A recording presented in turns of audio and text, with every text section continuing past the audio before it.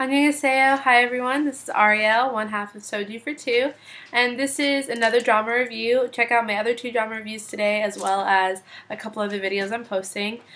This one is the Gu family book, and this one has a few amazing actors in it, and I am completely in love with the show, and this is one of two historical dramas that I'm watching at the moment, and I'm in loving, so I'm really happy about them. So this one has Lee Sun-ki plays Choi Kang-chi, Suzy plays Daniel Wol, Choi Jin-hook played Gu Wo-ryung, and Lee Yeon-hee plays Yoon So-hwa. And the reason I mentioned the last two, even though they're only in the first two episodes, and this might be giving it away, it might be a plot, I would say spoiler alert, I guess. If you haven't started watching this, it's great, but I really want to tell you what's going on in it, so spoiler if you don't want. I'm pretty sure even if I tell you what happens, you would have guessed it, so watch it, but spoiler in the next couple minutes. So the story is basically two different times. I'm guessing the rest of the show, basically two episodes are set in one period, and then the rest of it is going to be a different period. It's a flash forward.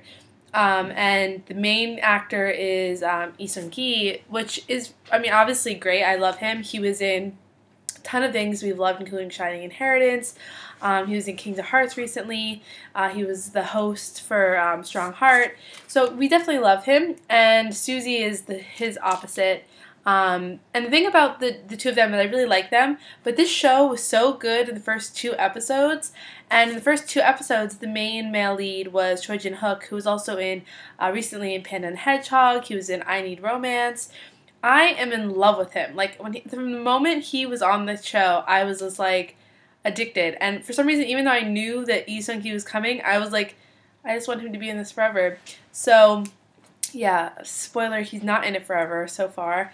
And obviously he's not the main character, but I really loved him in this role, even if it was only two episodes. Honestly, the beginning was so good, which is so unique, because in most dramas, like the first episode is terrible, and you just get past it, and then it gets good. But this one, I loved the first two episodes.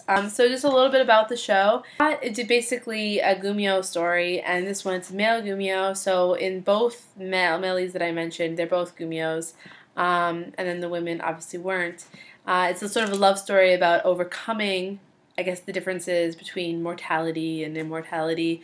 But really, I think it's just like men becoming strong and harnessing that. So I think it's obviously a pretty good metaphor. It's also a bit of a mythological story, which is really interesting to me. And I love sort of like these historical ideas that also have fantasy mixed in with them.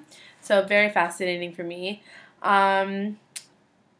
Misunderstood or love triangle in this one. So clearly there's love triangle. He's in love with another girl at the moment, but I'm pretty sure it's like a Romeo Rosalind sort of thing. Like, yeah, he's in love with her now, but we all know it's going to be Suzy in the end.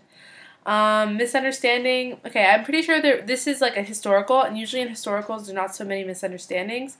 It's more or less just a matter of like circumstance and culture, basically class and things like that. And obviously in this case, like whether or not you're human. So those will be the problems, I think. Bad guy turned good. So he's clearly not a bad guy, but he is a Gumyo and he can become a little vicious. So who knows where that's going to go. But I think he's ultimately good, as we can see from the first couple episodes. Fashion, so it's historical. And Susie's dressing like a man in this one. So she's like sort of some sort of, not a soldier, but like a bodyguard or some sort of special person. So a lot of male fashion, not the fashion show though, I would say. Music, okay, so there's this beautiful song that's in English, and it kind of sounds a little bit weird when you first hear it, but then like after a while, I was like in love with it.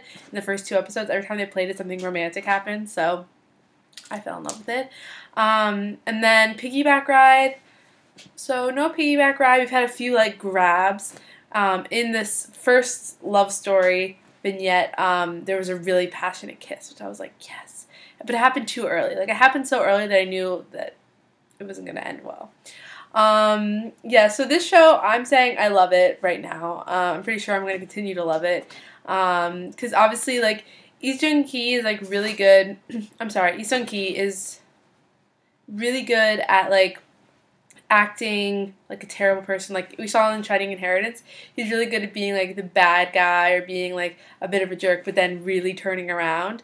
So hopefully he can do that here. So I really like it. I recommend watching it if you haven't started yet. It's a really good story, and it's a Gumio story which was made popular in his other drama, My Girlfriend is a Gumio, so it's cool that he's playing the other role there. Okay, bye guys.